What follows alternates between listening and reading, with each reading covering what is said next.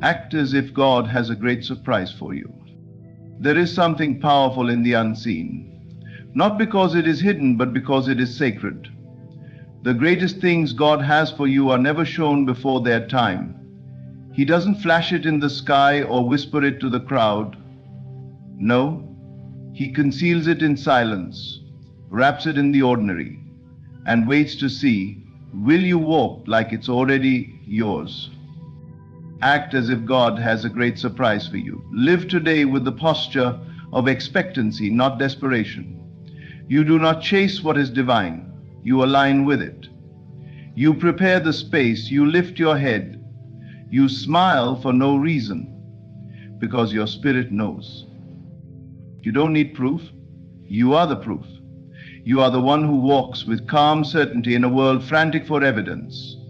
Others wait for a door to open. You move as if you've already walked through it. Take as if the conversation has already shifted in your favor. Dress as if you are already where you've dreamed of being. Think as though the ink has already dried on your victory. Why? Because the surprise isn't being created. It's being revealed.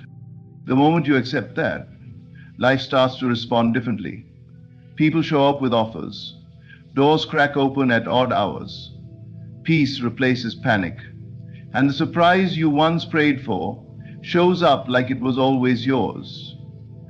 This isn't acting in pretense, it's acting in faith. And faith is not blind, it sees what others cannot see.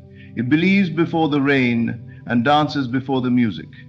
So today I tell you this: carry yourself like someone God is about to bless in a way they can't explain. Act like the thing you've wanted has already been scheduled. Smile like heaven is planning a moment that will leave you speechless, because it is. And when it happens, you won't be shocked. You'll just nod in quiet gratitude. You knew all along. You acted like it, you believed, and now it is so. True faith is not about hoping things will happen someday. It is the bold, quiet certainty that they already have. Hope waits, faith walks. Hope lingers at the door, knocking softly, wondering if it will be heard. But faith turns the handle, steps inside, and takes a seat, because it knows it belongs. To assume the end is not arrogance, it is alignment. It is the sacred agreement between you and the divine that what has been seen within must eventually be seen. When you truly believe something has already occurred in the unseen, your actions begin to mirror that belief. You stop searching for confirmation in the outer world. You stop asking for signs, needing validation, or requiring others to believe with you. You become still, you become settled, because in your inner world, the outcome is not a possibility, it is a reality. Faith doesn't wait for everything to make sense. It doesn't ask the how, the when, or the through whom. It simply assumes that the thing desired is already finished, already fulfilled, already present in another dimension of experience. And this assumption changes everything. It shifts how you carry yourself, how you speak, how you move, how you respond. You stop reacting to delays as if they are denials. You stop fearing silence as if it means absence. You start living from the end, not for it. To assume the end is to enter into the feeling of the wish fulfilled and dwell there, no matter what appears to be happening on the outside. You carry the frequency of your desire. You wear it like a fragrance. You speak from it, think from it, and live from it, not toward it. And when you live from it, reality must bend to meet your conviction. It may not come how you thought or when you thought, but it must come because your assumption is the seed and your feeling is the water. The world may call this foolish, but the soul knows better. The soul remembers that all things are created twice, once in the imagination and again in form. So when you assume the end, you are not being unrealistic, you are being creative. You are cooperating with a higher law, one that doesn't depend on time or effort, but on consciousness. What you assume, you allow. What you assume, you embody. What you assume, you magnify. Think of a person deeply in love. They don't need to be told they are loved, they feel it. They live in the joy of it. Their actions reflect that inner conviction. They are not performing love, they are being it. Faith is the same. It is the love for what you have not yet seen but already know. It is the quiet trust in what God has already completed, even if your eyes have not yet caught up. Walk today as one who knows, not one who hopes or begs or bargains, but one who knows. Smile when there is no visible reason. Speak as if the answer has already arrived. Give thanks for what hasn't yet shown up, because in the spiritual realm it already exists. And in time, the physical will catch up to your faith. Do not let the absence of the outer thing disturb the presence of the inner reality. That is the test. That is the power. When you can remain unmoved, when you can hold the end within yourself and walk through this world as if it is already done. You are no longer living by sight, you are living by divine knowing. You are walking not in hope, but in holy certainty. And that, beloved, is true faith. Expectation is not a passive wish. It is an energetic force. It is the silent command your spirit gives to the universe. When you live in a state of expectation, you are not simply hoping that something good might happen. You are preparing for it, welcoming it, making room for it because you are already convinced of its arrival. You are not waiting with anxiety. You are waiting with assurance. You are not crossing your fingers. You are opening your hands. To expect the best is to live in alignment with the unseen rhythms of divine timing. It is to understand that what is meant for you is not being kept from you, but prepared for you. And the moment your inner atmosphere becomes a match for the miracle, it appears not as a shock, but as a natural unfolding. Because what you expect, you attract. What you expect, you create space for. What you expect, you meet halfway. Meditation sharpens your vision. It tunes your awareness. It allows you to notice things you would have otherwise missed. The opportunity others overlook, you see it. The connection that looks random to others, you recognize it as a divine thread. Why? Because you were looking for it.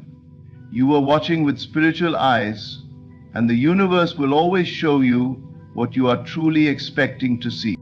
Most people live bracing for disappointment, guarding their hearts from hope. They tell themselves they are being realistic, but in truth, they are aligning with fear. They expect delays. They expect pain. They expect rejection, loss, or failure. And so life, in its quiet obedience to their inner vibration, responds accordingly. Not because it punishes, but because it reflects. It mirrors the signal you send out. But there is another way. You can expect favor, you can expect breakthroughs, you can walk into rooms believing that someone in there is already aligned to bless you. You can step into each day as though it carries a secret gift in its hands. And when you move like that, not arrogantly, but faithfully, you begin to pull unseen possibilities into visible form. Life begins to reveal more, not because it has changed, but because you have. You have opened the door. Expectation unlocks the door to the unknown. It does not demand to know the how. It does not try to control the method or the messenger. It simply assumes that whatever is coming is good, and it will find you. It will recognize you. It will meet you exactly where you are, dressed in the disguise of ordinary moments. To live in expectation is to speak as if the best is on its way. It is to prepare the table before the meal arrives. It is to get dressed for the opportunity that hasn't yet knocked. It is to water the soil before you see a single sprout. This isn't naivety, it is spiritual maturity. It is inner authority. It is trust not in what is seen, but in what is promised. You were never meant to walk through life anxious, desperate, or uncertain. You were meant to walk through life with the quiet confidence of one who knows they are guided, supported, and blessed. Expectation is your agreement with the divine that what you need is already set in motion, that while you cannot see it, something is shifting, something is aligning, something is drawing closer. You do not need to chase it. You only need to expect it. And expectation is not noisy. It doesn't have to announce itself. It simply stands, poised, still, unwavering. Because it knows that when the soul believes, the unknown becomes known, the invisible becomes visible, and the impossible becomes inevitable. So live, expecting the best, and watch how the best comes looking for you. The words you speak within yourself carry more power than the words you speak aloud. Your inner speech is the script by which your outer world performs. It is not what you say to others, but what you consistently say to yourself that becomes your truth. If you speak lack, life will echo it. If you speak abundance, even in silence, life will mirror it. The world is not responding to your outer voice. It is responding to the quiet, consistent tone of your inner dialogue. Every day, without realizing it, you are affirming something. You are either affirming what you want or what you fear. You are either agreeing with the life you are choosing or the one you are tolerating. And your results, your circumstances, your experiences, your relationships are simply following the pattern of your internal speech. The world outside bends to the story you are telling inside. When you speak to yourself as the one who is still waiting, still lacking, still needing, you remain tethered to that experience. You beg for what is already yours. You plead for what is already near. But when you speak as the one who has, as the one who is already living in the answered prayer, you change the entire tone of your being. You shift from asking to allowing, from chasing to attracting. To speak as the blessed is not to lie to yourself. It is to tell a deeper truth. It is to align with the spiritual reality even when the physical reality has not yet caught up. You speak not to describe what is, but to create what is becoming. You do not look at the current conditions and say, "This is who I am." You look at the truth you carry in your heart and say, "This is who I already am." And when your inner conversation changes, so does your atmosphere. Your energy shifts. You carry yourself differently. You start to feel different emotions, not because anything outside has changed, but because you have. You begin to align with what you have claimed, and slowly or suddenly your world shifts to match that claim. The mistake most people make is thinking that their speech must be reactive, that they must describe the world as it is. But your speech was never meant to react. It was meant to reveal. Speak to yourself as the person who already received the job, the healing, the love, the breakthrough. Not out of delusion, but out of divine imagination. Not to fake it, but to faithfully create it. When you say, "I am whole," you are not ignoring pain. You are affirming truth. When you say, "I am blessed," you are not denying the storm. You are declaring your identity through it. When you say, "Everything is working for me," you are not closing your eyes to difficulty. You are opening your spirit to possibility. And here is the mystery. Your world listens, your body listens, your emotions listen, your relationships listen. The same way a child responds to loving or harsh words, your life bends in the direction of your consistent inner tone. If you speak peace, you will start to feel it.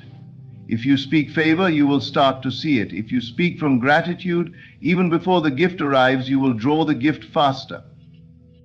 So guard your inner speech like a sacred river. Do not pollute it with doubt, fear, or anger. Let your self-talk reflect the miracle, not the mess. Let your internal language carry the sound of the fulfilled, not the forgotten. You are not a beggar in this life. You are not waiting at the gate of favor. You are the one who has been chosen, prepared, and appointed. Speak like it. And as your inner words rise to match the reality of your divine nature, your outer world will follow. because your inner speech was never just a whisper, it was always a command. What feels like delay is not denial, it is divine preparation. It is the quiet orchestration of a life that is being shaped behind the curtain, away from your sight, but never away from your destiny. The waiting you feel is not empty, it is pregnant with purpose. What you call nothing happening is actually everything happening, just not on the surface where your eyes can see. It is the unseen alignment of time, people, places, and moments, woven together so perfectly that when the surprise arrives, it will not only be right, it will be undeniable. You may feel forgotten, but you are not. You may feel still, but you are moving in the mind of God. And the movement of God is not always fast, but it is always exact. It is precise. It does not rush to meet your impatience, but it will not be late to fulfill your purpose. What is meant for you is being built in silence, so when it shows up, it speaks loudly. So clearly that even your doubts will bow to it. The divine timing does not ask for your understanding, it asks for your trust. And trust is tested in delay. Faith is refined in silence. The seed planted does not sprout overnight, but each day in the soil matters. Each moment of invisibility is part of the growth. And so is your waiting. The delay you face is not a punishment, it is a protection. It is a process. There are things being worked out in the background. The doors you thought should have opened didn't, for a reason. The relationships that ended to clear space. The opportunities that slipped through your fingers were not lost, they were rerouted. Because what is truly yours will never require force. What is truly yours is being prepared, and you are being prepared for it. The waiting season is your time to become the version of you that can hold the blessing without breaking under it. You are not just waiting for something, you are being shaped into someone who can handle the weight of the blessing with wisdom. Someone who doesn't just receive the surprise, but honors it. Someone who has depth, clarity, and strength, not from ease, but from endurance. And the delay is what gives birth to those qualities. It humbles you, deepens you, matures you. It teaches you to find peace without proof. It trains you to believe without seeing. It conditions your spirit to praise without evidence. And when you have learned how to rejoice in the unseen, you become magnetic to the seen. You draw the very thing you thought was far away, because your energy now matches it. Your readiness meets its arrival. There will come a moment when everything will make sense. The closed doors, the lonely nights, the long prayers, the silence. You will see the hand of God in it all. You will see how every no was really a not yet. You will look back and realize that the delay was not an absence, but an arrangement. And when the surprise comes, you will understand why it took the time it did. Because you'll see it wasn't just for you. It was being arranged for others too. For the world around you to witness, for the right connections to form, for the setting to be just right so that the blessing can not only show up, but shine. So do not curse the delay. Do not rush the process. Instead, lean into it. Embrace the silence. Grow in it. Speak from it. Let it mold you. Let it prepare you. Because what is coming will not need explanation. It will need only recognition. It will be so complete, so aligned, so divine that you will know it was worth the wait. And you will no longer call it a delay. You will call it destiny, right on time. Imagination is not a child's game or a fantasy to be outgrown. It is the womb of all that will ever come to be. Everything that has ever been created began first in the unseen realm of thought, vision, and inner belief. What you dare to imagine with clarity and conviction, you begin to breathe life into. You are not simply daydreaming when you see yourself healed, abundant, loved, or fulfilled. You are planting a seed in the sacred soil of creation, and with faith it will grow. To see the end from the beginning is the divine way. It is the way of creators, not reactors. It is the path of those who understand that circumstances do not dictate reality, consciousness does. If you can hold a picture in your mind with love and faith, it will find its way into your world, not through effort alone, but through alignment, not through struggle, but through surrender to the unseen truth that already is. The problem is, most people look at what is missing and call it truth. They look at the absence of money and say, I am broke. They look at the absence of love and say, I am alone. But that is only what the senses can perceive.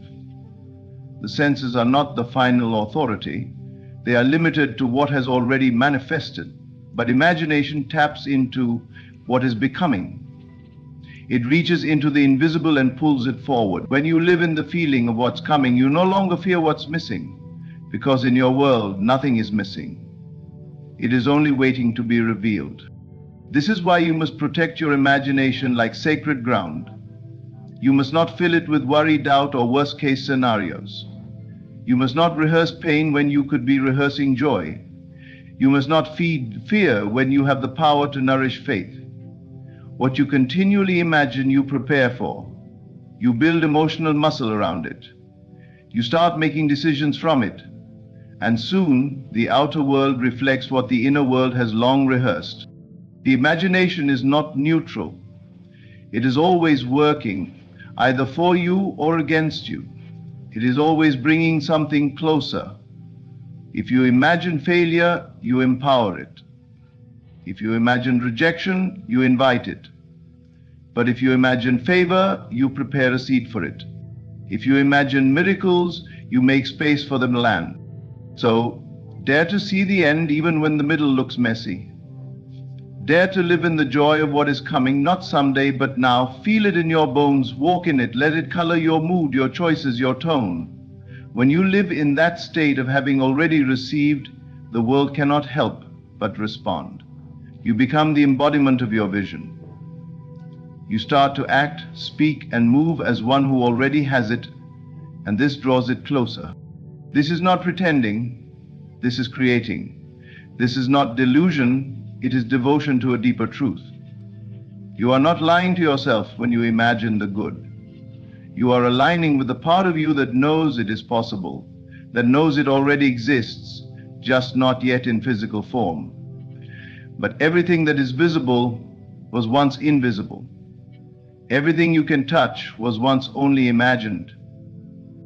The world around you is not as solid as it seems. It is malleable, flexible, obedient to the dominant images you carry within.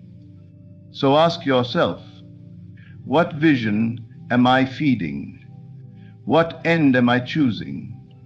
Am I living in fear of what I don't have, or joy for what is coming? Choose to live in the joy. Choose to stay pregnant with possibility. Speak from the end, feel the outcome. Nourish your imagination daily as you would water a garden, because when you live from the end, the beginning will catch up. And what was once only a quiet vision in your mind will become the loud reality of your life. The greatest surprises in life are not reserved for those who wait with anxious eyes, hoping for a sign, watching for a miracle, or constantly seeking reassurance. The great surprise belongs to those who dare to walk in trust, unshaken by the circumstances around them, and who remain alive in belief, regardless of the world's fluctuating conditions.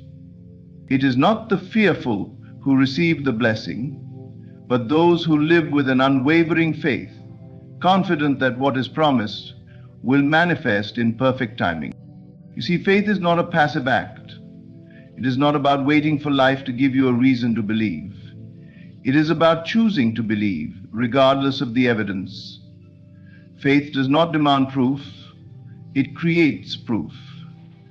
It does not look for confirmation from the world. It confirms the world through its unwavering stance. The fearful live by what they see, but the faithful live by what they know, deep in their spirit. They know that the invisible is more real than the visible, and they live as though the divine hand is always at work, even when the evidence is hidden from their eyes. Faith does not look for signs.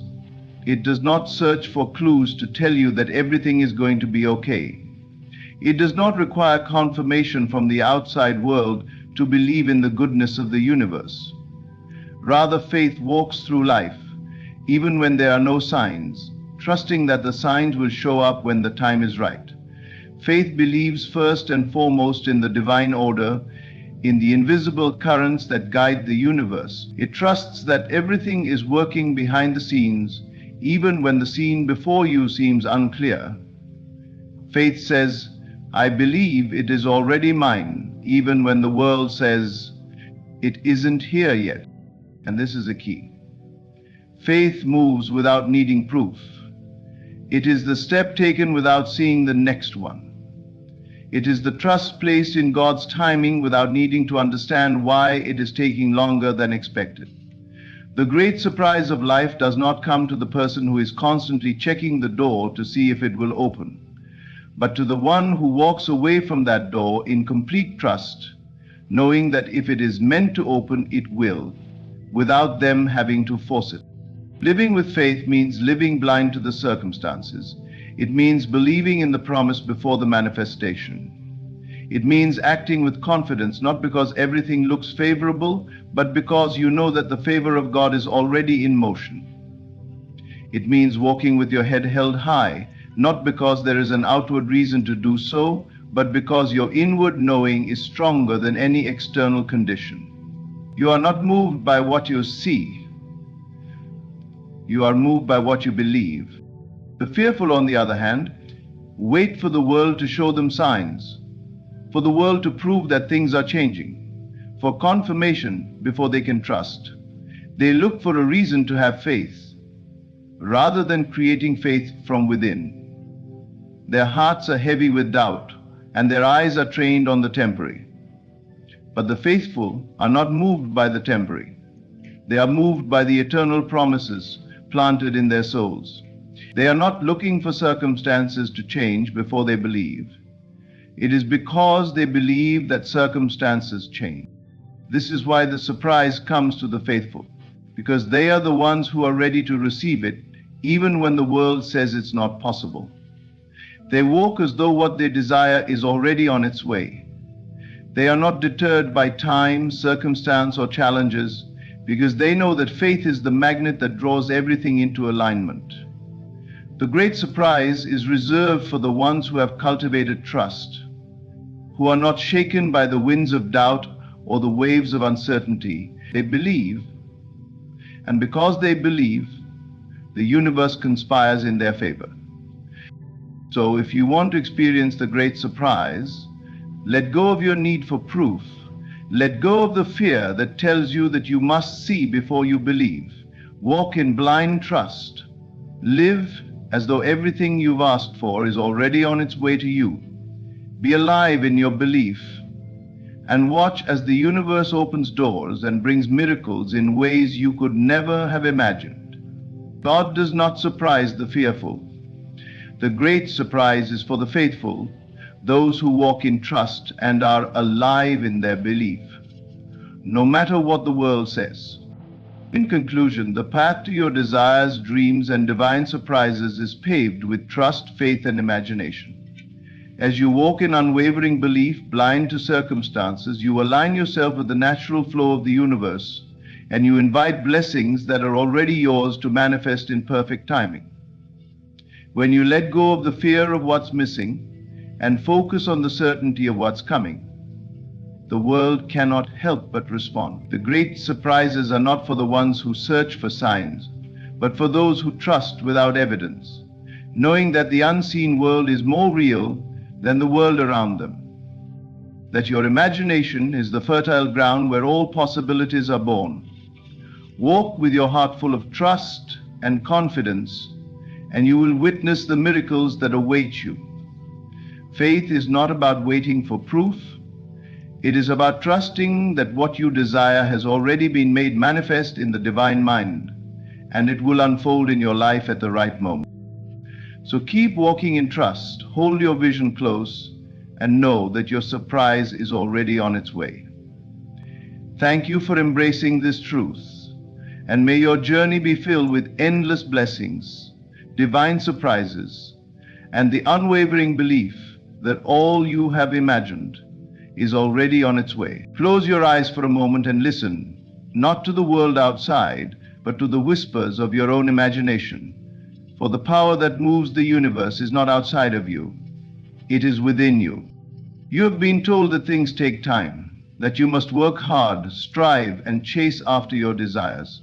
But I tell you now, time is but an illusion, a concept formed by those who do not understand the creative force within.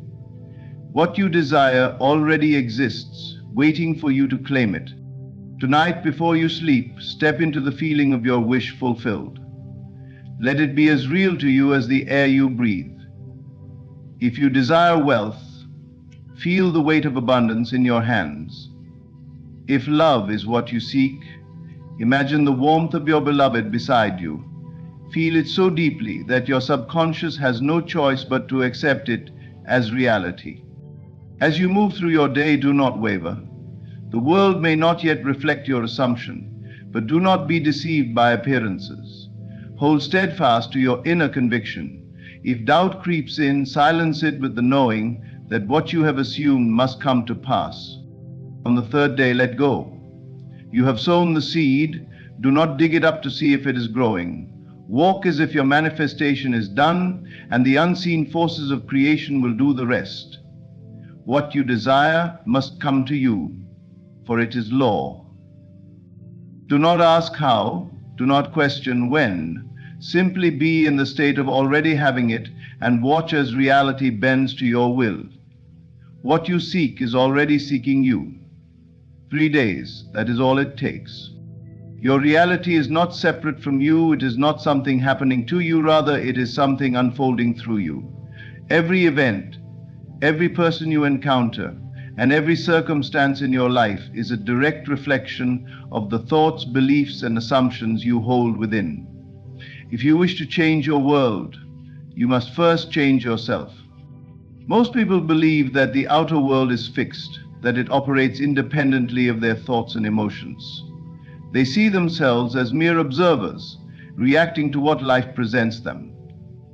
But the truth is, your world is nothing more than a mirror, constantly reflecting back to you the state of your mind.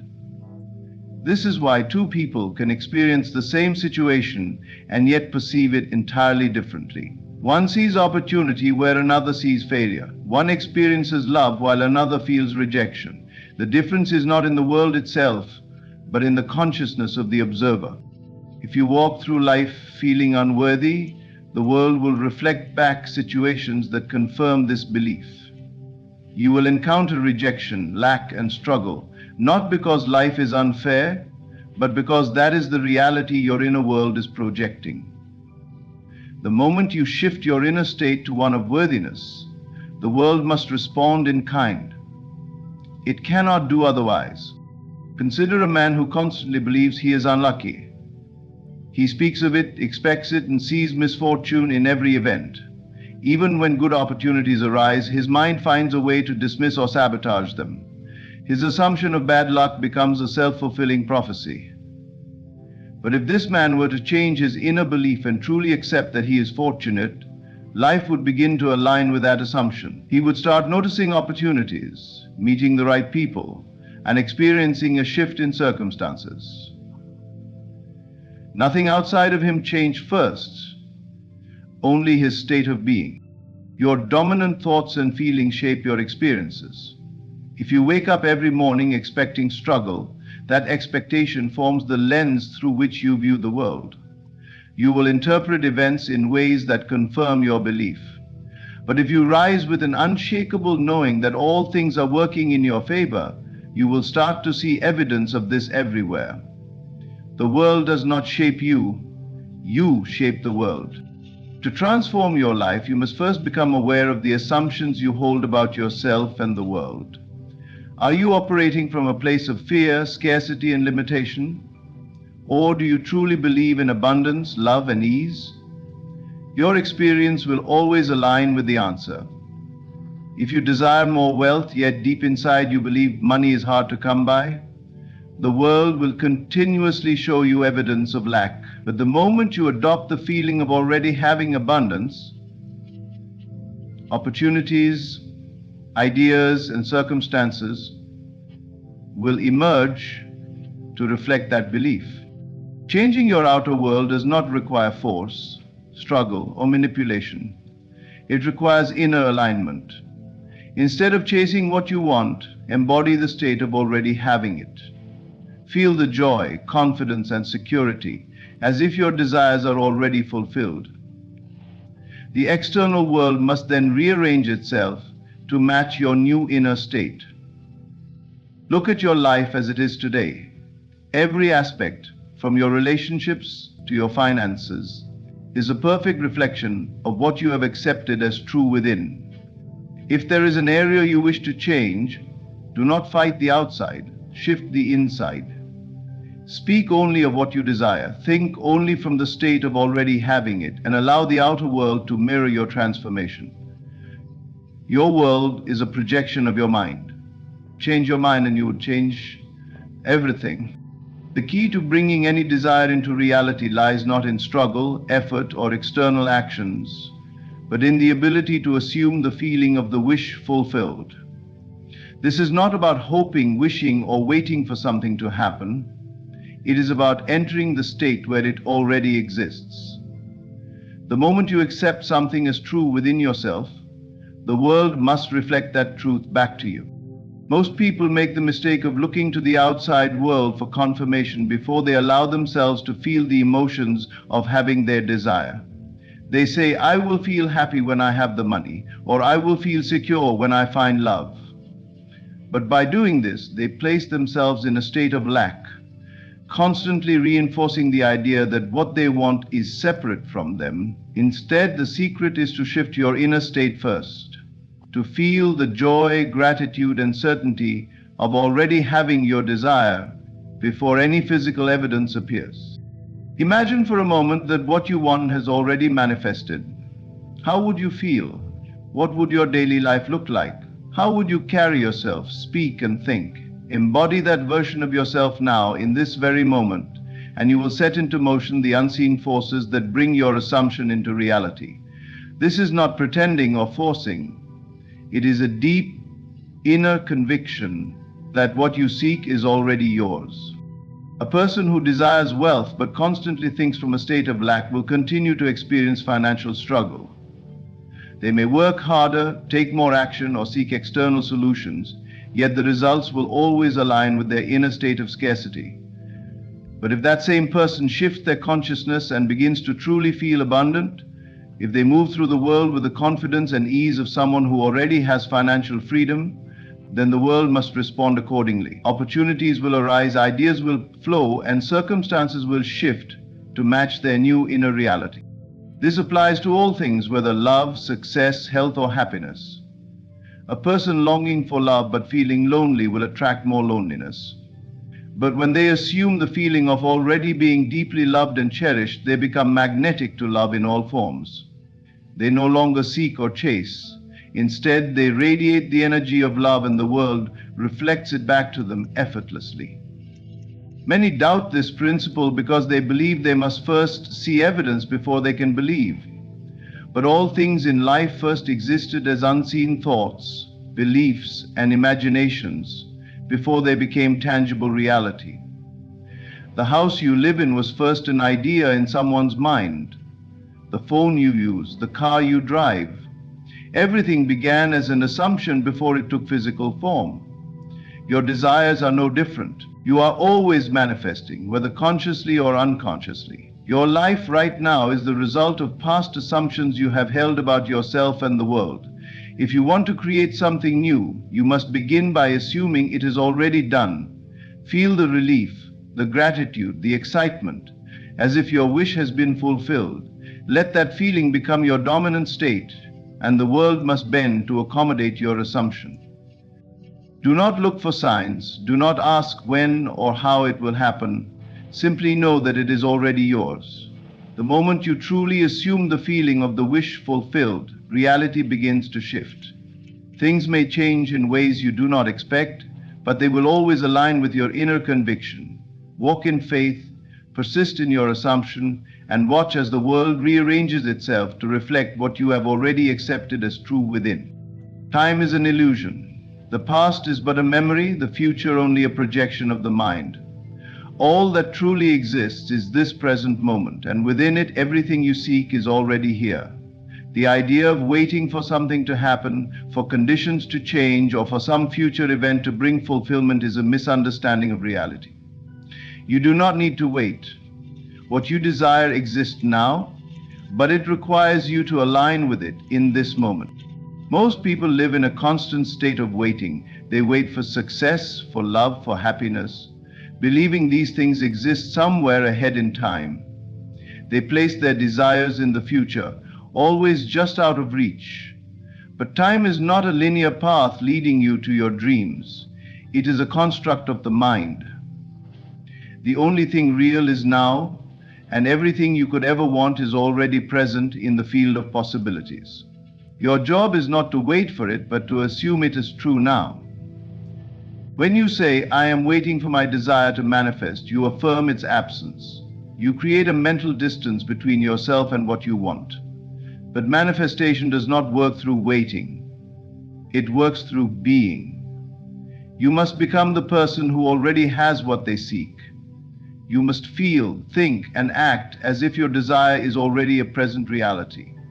When you do this, you collapse the illusion of time and allow your desire to take form in the physical world. Consider someone who longs for love but believes they must wait for the right person to appear.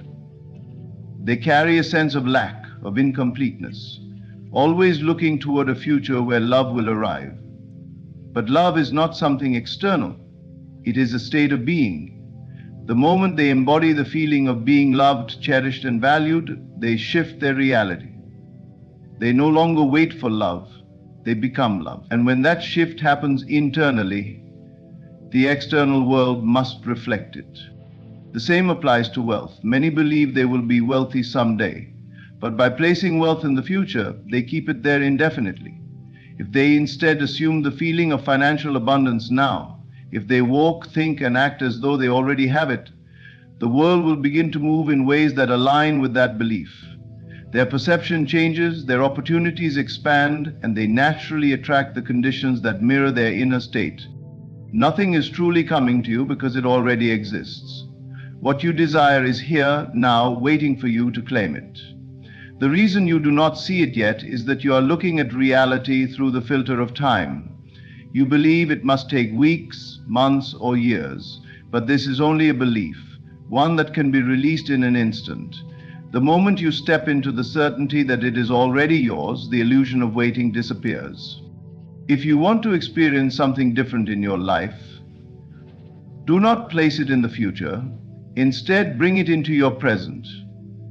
Close your eyes and feel the reality of your desire as if it were unfolding now.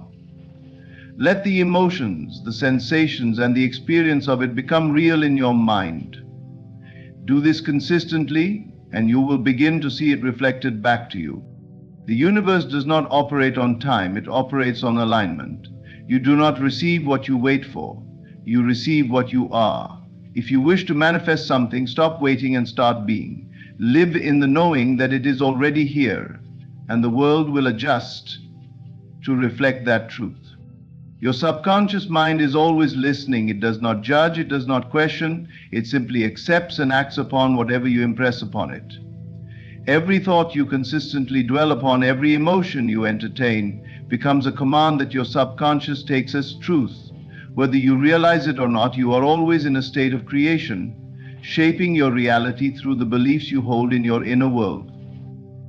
Most people live unconsciously, allowing their thoughts to be influenced by external conditions. They react to circumstances, complain about what is lacking, and dwell on fears and doubts. Without realizing it, they are feeding these very patterns into their subconscious, reinforcing the same experiences they wish to escape. But the moment you take control of your inner dialogue, you begin to take control of your life. If you desire wealth, but your dominant thoughts are about struggle and lack, your subconscious mind will continue to manifest circumstances that align with those thoughts. If you long for love, but constantly affirm loneliness, you will find yourself experiencing more of the same. This is why it is crucial to train your mind to persist in the belief that what you desire is already yours. The subconscious mind does not respond to fleeting wishes. It responds to deeply held assumptions. Begin by becoming aware of the thoughts that dominate your mind. What do you tell yourself daily? Do your inner conversations align with abundance, success, and fulfillment? Or do they reinforce struggle and limitation? The key to transformation is repetition. Your subconscious accepts what you impress upon it through constant mental and emotional practice. The most effective way to reprogram your subconscious is through the feeling of the wish fulfilled. Your emotions act as a signal, amplifying whatever you hold in your consciousness. If you can generate the feeling of already having what you desire, if you can embody the state of fulfillment, your subconscious will assume it to be true. And once a belief is planted deeply enough, the outer world must conform to match it. This is why visualization is so powerful. When you close your eyes and see yourself already in possession of what you desire, when you feel the joy, the relief, and the certainty of it, your subconscious mind begins to accept this as reality. It does not distinguish between what is real and what is vividly imagined. It simply follows the strongest impressions you give it. Affirmations, too, are a tool to recondition the mind. Repeating statements such as, "I am wealthy," "I am loved," or "I am successful," with conviction and belief imprints these truths upon your subconscious. But mere words are not enough. You must feel the reality of what you affirm. It is the emotion behind the statement that makes it effective. You must persist. The subconscious mind does not operate on instant results. It operates on consistency. Many people give up too soon, allowing old patterns of doubt and fear to resurface. But those who persist, those who hold unwavering faith in the unseen, inevitably see their desires take form. There is no need to force or struggle. Your only task is to remain faithful to the assumption that your desire is already fulfilled. When negative thoughts arise, do not fight them. Simply replace them with new, empowering beliefs. Redirect your focus again and again until the new assumption becomes dominant. Your subconscious mind is always listening, always shaping your world according to your inner convictions. Train it to accept only that which serves you. Live in the end, think from the place of already having, and soon you will witness your outer world shift to reflect the reality you have claimed within. When you desire something, your first instinct is often to figure out how it will come to you. Your mind begins searching for logical steps, calculating possibilities, and analyzing the path ahead. But this is where most people hinder their own manifestations, by obsessing over the how instead of focusing on the end result. The truth is, the way your manifestation unfolds is not your concern. The moment you surrender control over the process, you allow unseen forces to work in your favor. There is an intelligence far greater than your conscious mind that orchestrates all things effortlessly. This intelligence does not require your interference, it only requires your faith. Most people struggle with manifestation because they believe they must force things to happen. They set their desires and immediately begin questioning, how will it come? Where will the opportunity arise? What actions should I take? This mindset is rooted in doubt. When you focus on the how, you are in essence declaring that you do not trust the universe to bring it to you. You are trying to control something that is not yours to control. Manifestation does not require struggle, it requires surrender. When you plant a seed in the soil, you do not dig it up every day to check if it is growing. You trust that nature will do its work, that the sun, the water, and the earth will nourish it in ways you cannot see. The same is true for your desires. The moment you set your intention, the forces of creation begin to arrange the circumstances necessary for its fulfillment. But if you constantly interfere, questioning and doubting, you disrupt the process. Your only responsibility is to hold the vision of the end result. See yourself already in possession of what you desire. Feel it as if it were already yours. Walk, talk, and think from the perspective of the one who has already received it. The more you dwell in this state, the faster reality will rearrange itself to match your inner world. Many people hesitate to trust this process because they believe they must take massive action to achieve their goals. But action should never come from a place of desperation or control. Inspired action flows naturally when you are aligned with your desire. It is effortless, not forced. When you focus on the end result, you will feel nudged in the right direction at the right time. A thought, an idea, or an opportunity will present itself in ways you could not have predicted. Consider those who have achieved great success. Rarely do they know exactly how their journey will unfold. They simply hold a vision so strong that everything else bends to align with it. They trust that the right people, the right situations, and the right opportunities will appear when needed, and they always do. Let go of your need to control the process. Stop micromanaging the universe. When you detach from the how, you shift from resistance to receptivity. You allow the unseen forces to arrange things in ways far beyond your imagination. Your job is to believe, to know, and to persist in the assumption that it is already done. The moment you let go, life begins to flow effortlessly. Doors you never expected open. Events align in perfect timing. What once seemed impossible suddenly becomes inevitable.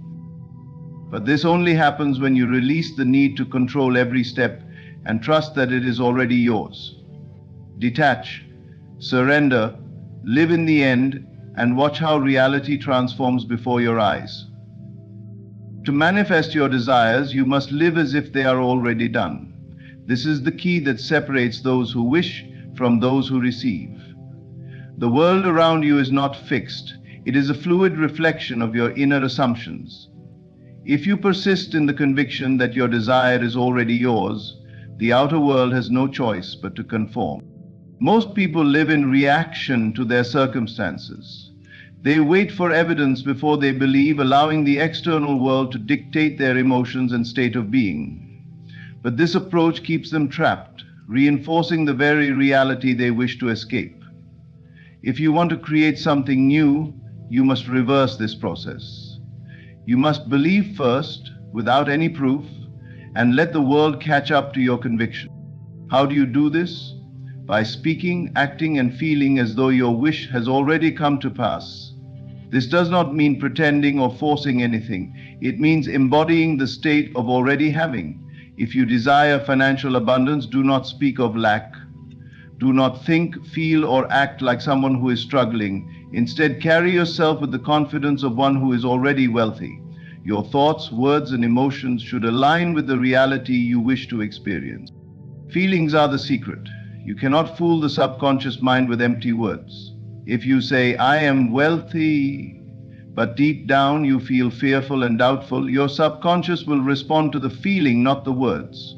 But if you generate the feeling of already having what you desire, if you allow yourself to experience the gratitude, relief, and joy of its fulfillment, your subconscious will accept this as reality. And once it does, your outer world must shift to match. Your imagination is your greatest tool. Close your eyes and see yourself already living the life you desire. How does it feel? How do you move, speak, and carry yourself in this reality? Immerse yourself in the scene until it feels real. The more vividly you imagine it, the more natural it becomes. Soon it will no longer feel like a distant dream. It will feel like the truth. And once it feels real within, it must become real without. Many people struggle with this because they allow the present circumstances to dictate their state of mind. They say, "I will believe it when I see it." But manifestation does not work that way. You must see it within before you can see it without. You must believe it is done even when there is no sign of it in the physical world. This is the true test of faith. Your daily actions should reflect the reality you have assumed. If you are already the person you desire to be, how would you think? How would you speak? How would you interact with others? Begin living from this state now. When you walk, walk with the confidence of one who already has it. When you speak, let your words affirm the truth of your desire. When you think only from the end result. Doubt is the only thing that delays your manifestation. The moment you question, worry, or wonder when it will happen, you are stepping out of the state of fulfillment and into the state of lack. Do not entertain thoughts of how or when. Simply remain in the conviction that it is done. When you persist in this assumption, reality must adjust to reflect it. The world does not create your beliefs create the world. You do not have to fight, chase, or struggle, you simply have to be. Be the person who already has what you seek. Live, breathe, and think from that state, and soon the outer world will mirror your inner certainty. Everything you desire is already within you, waiting to be expressed in the world around you. Your reality is not separate from your thoughts and beliefs. It is a direct reflection of them. When you assume the feeling of the wish fulfilled, when you live as though it is already done, the unseen forces begin to move in your favor. The outer world has no choice but to conform to the conviction you hold within. There is no need to force, struggle, or chase. Simply trust. Trust that the present moment holds all that you seek. Trust that your subconscious mind is always listening, shaping your world according to your dominant thoughts. Trust that time is an illusion, and what you desire is already yours in the now. Let go of the need to control how it happens. Detach from the how and focus only on the end result. You are not here to chase. You are not here to plead. You are here to embody the energy that draws him in effortlessly. There is a secret that only a few truly understand. What you assume about him will shape how he responds to you. If you see yourself as the prize, he will too.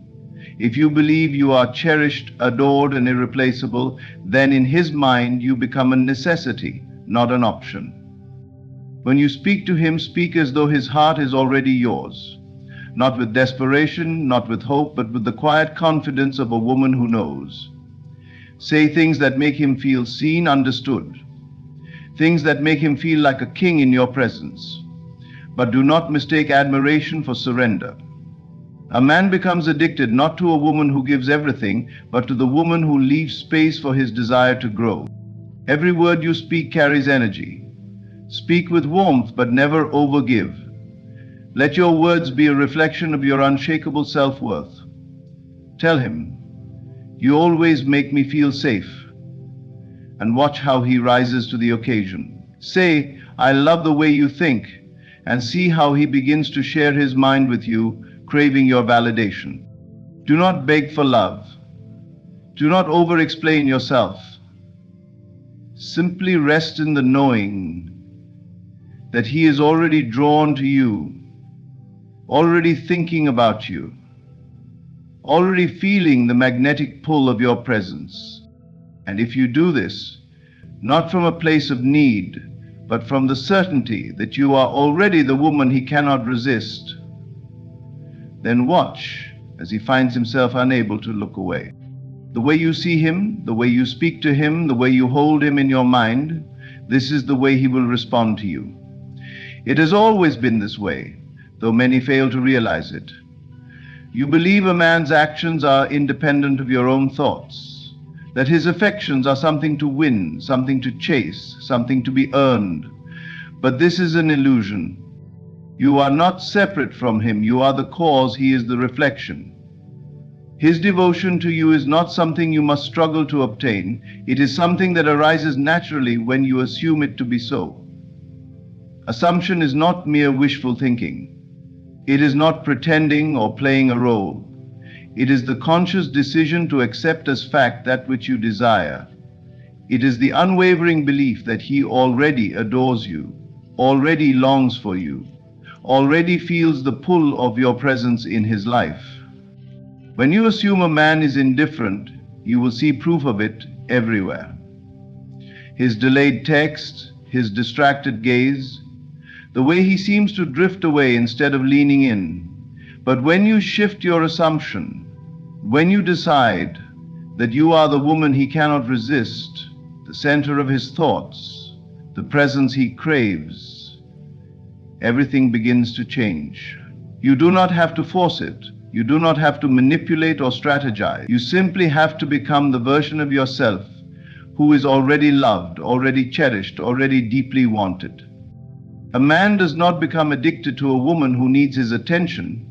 He becomes addicted to the woman who assumes his attention is already hers. Not through arrogance, not through force, but through quiet, unshakable certainty. It is not about playing games. It is not about withholding affection or pretending to be something you are not. It is about knowing deep in your core that you are the woman he cannot bear to lose. If you believe that he is unsure about you, that he does not truly see your worth, then every action you take will reflect that belief.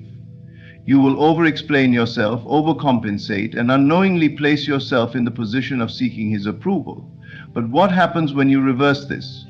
What happens when you assume that he already sees you as irreplaceable? That he already feels the weight of your absence when you are not around? That he already recognizes the unique presence you bring into his life? When you carry this assumption, everything shifts. The way you speak to him changes, not with desperation, not with the energy of someone hoping to be chosen, but with the confidence of a woman who knows she already is. You stop analyzing his every move because you no longer need to. You stop seeking reassurance because you are already assured. And the moment you stop seeking, the moment you stop chasing, is the moment he begins to feel an undeniable pull toward you. It is not your beauty alone that captivates a man. It is not your kindness, not your words, not even your actions. It is the energy behind them. It is the way you see yourself, and by extension, the way you assume he sees you. When you assume he adores you, you speak to him differently. Your voice carries certainty, warmth, and ease. You do not fear silence because you know he will return. You do not question his affections because you assume they are already there. This is the secret to deep connection. It is not found in effort, but in belief. It is not in trying harder, but in assuming it is already done.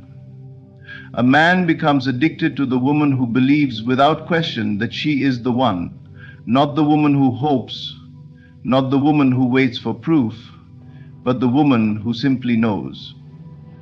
When you hold this assumption, when you carry yourself as though his love is already secured, the world rearranges itself to reflect your belief. His actions shift, his words align, and suddenly what once seemed uncertain becomes inevitable. This is not magic. This is not manipulation. This is simply the way creation works. You are not here to wonder if he loves you. You are here to decide that he does. Do not ask. Do not plead. Do not wonder if he feels the way you desire. Speak as if it is already true. The moment you step into certainty, the moment you claim what is already yours, the world will rearrange itself to reflect your assumption. A man does not fall in love through logic alone. He is not drawn in by effort, nor does he crave what is desperately seeking him. He responds to energy, to confidence, to the quiet knowing of a woman who does not ask but expects. This is not arrogance, it is assurance. It is the understanding that you do not need to prove your worth to him, because in your reality, he already knows it. Your words are powerful, but not just because of what they mean. It is the energy behind them, the certainty they carry, that shapes how he responds to you. When you ask, "Do you love me?" you reveal doubt. When you say, "I know you adore me," you declare a truth that his subconscious will seek to align with. A man does not become addicted to a woman who questions her place in his life. He becomes addicted to the woman who speaks with the unwavering confidence of someone who knows she is already chosen. The way you speak should not imply desire, it should imply fulfillment. Instead of saying, "I wish you would prioritize me," say, "I love how you always make me feel like a priority." Instead of asking, "Do you miss me?" say, "I know you can't stop thinking about me." These words are not about manipulation, they are about assumption. The way you frame your words shapes the way he sees you. If you express doubt, he will begin to question as well. But if you speak as if his love is unquestionable, as if his devotion is a given, He will feel it on a level deeper than thought. He will not know why, but he will begin to act in ways that align with your certainty. He is captivated by you not because you ask him to be, but because you assume that he already is. You do not ask, "Do you like me?" You say, "I love how much you enjoy being around me." You do not ask, "Will you call me later?" You say, "I know you can't wait to hear my voice again." Every word you speak affirms the reality you have chosen, and reality, in turn, will shape itself to match your assumption. This does not mean you must speak these words aloud to him at all times. More powerful than what you say to him is what you say to yourself. In your mind, what is the story you are telling? Are you hoping he chooses you, or are you already chosen? Are you wondering if he will love you, or are you certain that he already does? Your internal dialogue creates the external experience. A man will respond to you based on how you assume he feels. If in your mind he is distant, he will be. If in your mind he is devoted, he will act accordingly. This is not manipulation, it is creation. It is the understanding that reality is simply a mirror reflecting the beliefs you hold as true. You do not need to convince him, you only need to decide. Decide that he already desires you, already cherishes you, already feels drawn to you in ways he cannot explain, and then speak, act, and move through the world as the woman who knows this to be true. When you do this, you will no longer wonder if he feels the way you desire. You will simply watch as he begins to show you that he always has. A man does not become addicted to a woman, he becomes addicted to the way she makes him feel. It is not just her beauty, her charm, or even her presence. It is the emotions she awakens within him. The words you speak to him, the way you make him feel when he is around you, are what keep you lingering in his mind long after you have left the room. Words are not just sounds, they are energy. They hold the power to inspire, to comfort, to draw someone closer without them even realizing why. The way you speak to a man shapes the emotional bond he feels with you. If your words evoke admiration, warmth, and belonging, he will associate those emotions with you. He will seek them. He will crave them. Every time you speak to him, you are planting seeds in his mind. Some women plant doubt, insecurity, and frustration without realizing it. They speak from fear, fear of losing him, fear of not being enough, fear of not being chosen, and so they question, they demand, they seek constant reassurance. But in doing so, they push him further away. A man does not become addicted to uncertainty, he becomes addicted to a woman who makes him feel safe, admired, and deeply desired. When you speak, let your words wrap around him like a warm embrace. Let them remind him of his strength, his potential, his worth. Tell him, "I love the way your mind works. I admire the way you handle challenges. You make me feel so protected and at ease."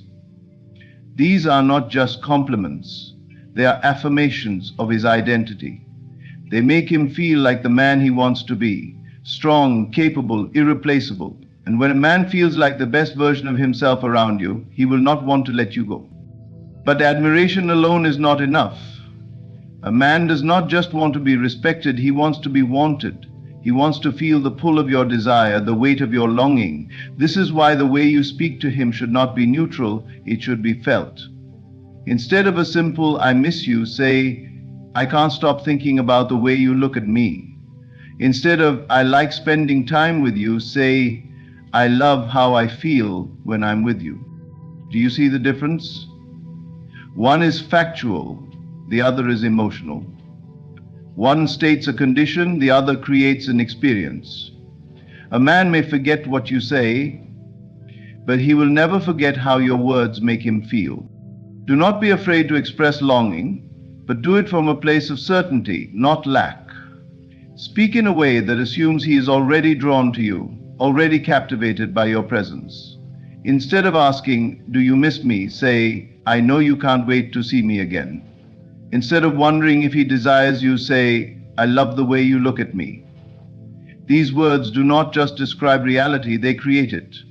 They place him in the experience of missing you, of wanting you, of needing to be near you.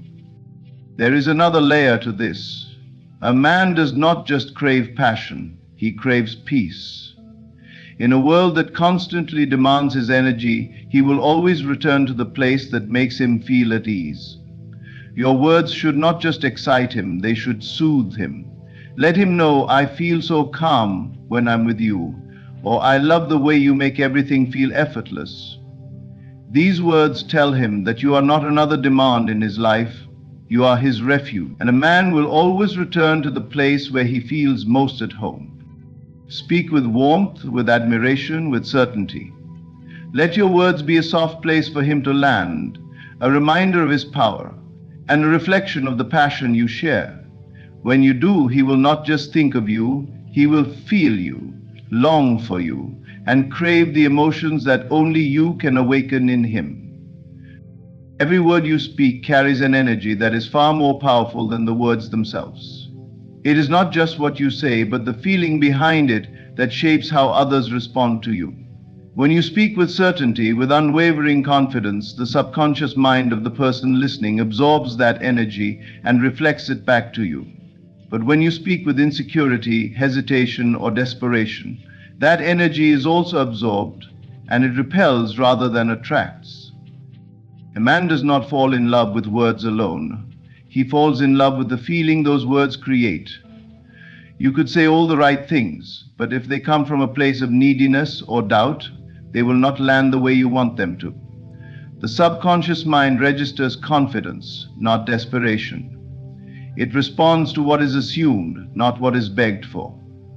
This is why you must speak as if what you desire is already yours. When you ask, "Do you love me?" you communicate uncertainty. You are seeking reassurance, which implies that you are unsure of your place in his life. But when you say, "I love how you always show me how much you care," you are making a statement, not asking a question. You are affirming a reality, and in doing so, you subtly guide his subconscious to align with that truth. He will begin to embody what you assume. A confident woman does not seek validation, she assumes it. She does not wait for a man to confirm his feelings before she feels secure. Instead, she speaks and acts from a place of already knowing. And because she knows, the world around her shifts to reflect her belief. A man feels her certainty and he responds to it. Not because she is forcing him to, but because confidence is magnetic. Desperation, on the other hand, has the opposite effect. It creates pressure, and pressure makes people pull away. When you over-explain, over-apologize, or overcompensate, it signals to the subconscious mind that something is off balance. Instead of drawing him closer, it makes him feel the weight of your need for reassurance, and that weight can become suffocating. Think about how energy feels when you are around someone who is uncertain and anxious. It creates tension, an uneasiness that makes you want to step back. Now, think about being around someone who is fully assured, calm, and self-possessed. There is a sense of ease in their presence, an unshakable energy that makes you trust them without question. This is the energy that captivates. So how do you embody this in your words? You remove doubt. You stop phrasing things as questions that seek validation, and instead you speak as if everything you desire is already unfolding. You replace "Do you miss me?" with "I know you're thinking about me." You stop saying "I hope we're okay," and instead affirm "We always find our way back to each other." This shift is subtle but powerful. It tells his subconscious that there is nothing missing, nothing to fix, nothing to chase. And when he does not feel pressured, he feels free to be drawn in by you naturally. More than anything, it is the energy behind your words that dictates the response you receive. You can say, "I know you love me," but if you say it with nervousness, as if you are trying to convince yourself, it will not hold power. But if you say it with absolute certainty, as if it is simply a fact, his subconscious will begin to align with it. This is not about controlling another person, it is about understanding the laws of assumption and energy. The way you speak creates the reality you experience. If you want to be adored, speak as someone who is already adored. If you want devotion, speak as if it is already present. When you do this, you will notice a shift not just in him but in yourself. You will feel lighter, more assured, and more at peace. And that peace, that confidence will become irresistible. Not because you are trying to make it so, but because when you know your worth, the world has no choice but to reflect it back to you.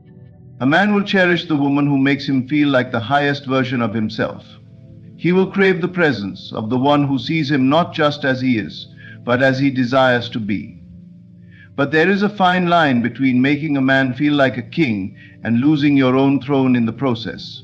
To truly captivate him, you must give warmth, admiration, and devotion, but always in a way that keeps him reaching for more. Many women believe that the way to a man's heart is through constant giving attention, giving validation, giving all of themselves. But a man does not become addicted to a woman who gives everything too easily. He becomes addicted to the one who knows how to balance admiration with mystery, affection with independence, closeness with distance. She is the one he cannot fully figure out, the one whose energy is not desperate but magnetic. A king values what is rare, he treasures what he must earn. When you give too much without him having to work for it, he subconsciously begins to devalue it, not because he does not appreciate you, but because human nature does not cherish what is handed over without effort. But when you give in a way that is intentional, when your admiration is selective, when your presence is something to be earned, he will hold you in the highest regard. Speak to him in a way that uplifts him, but never in a way that makes you small. Instead of saying, "I'm nothing without you," say, "You bring out the best in me." Instead of, "I would do anything for you," say, "I love the way we make each other better." These words communicate devotion, but they also communicate self-worth. They let him know that while you admire him, you also recognize your own value. Make him feel strong, make him feel capable, make him feel like the man he aspires to be. Tell him, "I admire the way you handle challenges. I feel safe when I'm with you. You have such a powerful presence." These words create a reality for him. They allow him to step into the role of a king, to embody the strength and confidence you reflect back to him. But always remember, a queen does not kneel to make a king feel powerful. She stands beside him, and in doing so, she reminds him that she is his equal. This is why mystery is so essential. The moment a man feels like he completely understands you, the chase is over, the intrigue fades. A woman who is too predictable, too available, too easy to access, loses the very essence that makes her captivating. Keep a part of yourself just out of reach, not in a way that is distant or cold, but in a way that keeps him curious. Let him feel your warmth, but never let him believe he fully possesses you. Do not tell him everything at once. Let your life have layers that he must uncover over time. Keep some thoughts to yourself, some dreams unspoken, some plans that do not revolve around him. Let him wonder what you are thinking, what you are doing, what excites you beyond him. A man does not want to be your entire world. He wants to be drawn into a world that already exists, a world that is full and vibrant, with or without him. When you balance admiration with self-respect, devotion with mystery, warmth with independence, you create an energy that is impossible to resist. He will not only feel like a king in your presence, but he will also recognize that you are a queen in your own right. And a man who values himself will never risk losing a woman who knows her worth. So give him a love that makes him feel strong, powerful, and deeply desired, but never lose yourself in the process. Keep him reaching, keep him intrigued, and he will never want to let you go. The words you speak to him matter, but the words you speak to yourself about him matter even more. Your inner dialogue is the silent force shaping your reality, the unseen energy that dictates how he responds to you. If, in your mind, he is already captivated by you. If you assume with unwavering certainty that he desires you deeply, he will unconsciously conform to that assumption. The mind is the creator of all things. It is not external effort or manipulation that draws a man closer, but the way you see him and the way you see yourself in relation to him. If you constantly worry, what if he loses interest? What if he doesn't love me as much as I love him? You are impressing those fears onto your reality. And because your assumptions shape your experiences, he will begin to reflect those very doubts back to you. But if instead your inner dialogue is one of absolute confidence, he is drawn to me effortlessly, he thinks about me constantly, he cannot imagine his life without me, then that belief begins to take root not only in your mind but in his subconscious as well. Without even realizing why, he will feel a pull toward you, a need to be near you, to seek your presence, to cherish you. A man does not simply fall for a woman because of what she says or does. He falls for the energy she holds within herself. If you see yourself as irreplaceable, if you assume that you are the prize, the gift, the one he has been searching for, then he will experience you in that way. But if you place him on a pedestal while doubting your own worth, the imbalance will be felt. And anything that feels unbalanced, anything that carries the energy of neediness or fear, will push him away rather than draw him closer. Your subconscious mind is always listening. It is absorbing every thought you entertain, every belief you hold about this man and about your connection with him. If you constantly think, I hope he texts me, you are living in the energy of lack, an energy that signals to the universe that something is missing. But if instead your inner dialogue affirms, of course he reaches out to me, he loves talking to me, he can't resist checking in, then that assumption sets the tone for your reality. The way he treats you is a reflection of your dominant thoughts. If you believe he is distant, he will show you distance. If you believe he is uninterested, his actions will mirror that belief. But if you assume he is captivated by you, that he finds you irresistible, that he loves and respects you, he will begin to align with that reality. This is not about forcing someone to act a certain way. It is about understanding that people naturally conform to the way you see them. When you hold a belief strongly enough, it influences your energy, your words, your presence. You do not need to say a word. The shift happens on a deeper level. Think about a time when you felt completely confident, when you walked into a room knowing your value. People responded to you differently, didn't they? They sensed your self-assurance, your ease, your magnetism. That same principle applies here. If you hold the assumption that you are deeply loved, that you are desired beyond measure, then the man in your life will begin to experience you that way. So take control of your inner dialogue. Speak to yourself in a way that aligns with the love you wish to receive. Stop entertaining thoughts of doubt or fear. Instead, replace them with powerful, unwavering affirmations. He is obsessed with me in the best way. He cherishes me and treats me like his greatest treasure. He is always thinking about me, drawn to me in ways he cannot explain. The more you impress these truths onto your subconscious, the more they will take root in your reality. You do not need to chase, beg, or struggle. You only need to assume with absolute certainty that what you desire is already yours. And as you do, you will watch as the world, and he, conforms to that assumption. In the end, everything comes back to the power of assumption, the energy behind your words, and the reality you create within yourself. A man does not become addicted to a woman because of desperate efforts or manipulation. He becomes addicted to the way she makes him feel, to the confidence she carries, to the mystery she holds, and to the belief she has in her own worth. When you speak as if it is already true, when your inner dialogue aligns with the reality you desire, he will unconsciously conform to that vision. Your energy, your certainty, and the way you see him will shape the way he responds to you. You do not need to chase, beg, or prove yourself. You only need to embody the belief that He is already yours. Balance admiration with self-respect. Give warmth, but keep Him reaching. Make Him feel like a king, but never lose your own throne.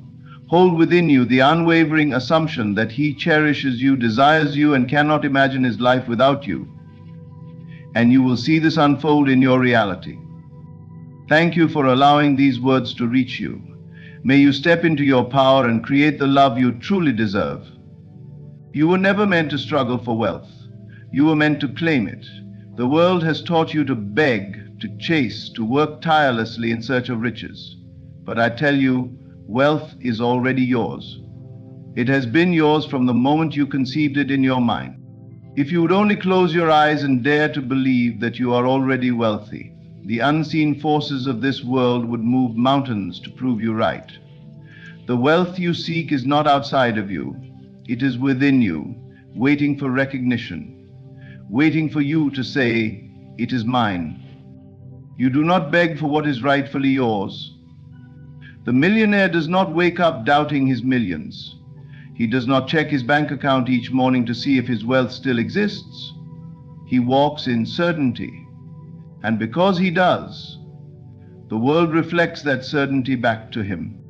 So I ask you, do you claim your millions?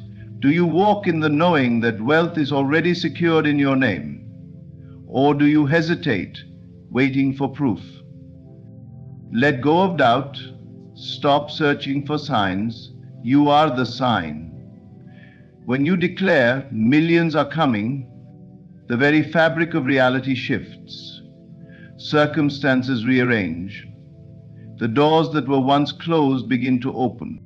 There is no force outside of you deciding whether you are worthy of wealth. You are the cause. Your belief shapes the world around you. If you see yourself as wealthy, your world must respond. Millions are coming and I claim them. Say it with the conviction of someone who already holds the check in their hands. Say it as if your name is already written on the documents of abundance. And then, walk as if it were done. Feel it. Live in the assumption that wealth is inevitable. Those who wait will always wait, but those who claim, they receive. Millions are not coming, millions are here. Claim them. Wealth is not something that exists outside of you waiting for you to find it. It is not something that a select few are destined to have while others remain in lack. Wealth is a state of consciousness. And until you recognize this truth, you will continue to search for it in vain. The great mistake of man is to believe that circumstances dictate his life, that external forces have control over his abundance. But I tell you, there is no power outside of you shaping your reality. You are the sole creator of your experience. Look around you. Everything you see was first conceived in the mind of someone who dared to believe it could exist. The wealth of the world did not simply appear by accident. It was brought into being by those who assumed themselves to be rich before the evidence appeared. They did not wait for proof. They did not hesitate, wondering if it was possible. They simply assumed the state of wealth, and the world conspired to reflect that assumption back to them. This is the secret that separates those who thrive from those who struggle. The ones who understand that they are the operant power, that their beliefs shape their reality, do not beg or chase wealth. They do not look to the economy, to their background, or to their current bank balance to determine what is possible for them. Instead, they look within and assume the state they desire to experience. And because they do, the outer world bends to match that assumption. There is nothing unfair about this. The law is impersonal. It does not favor one person over another. It simply reflects what you accept as true.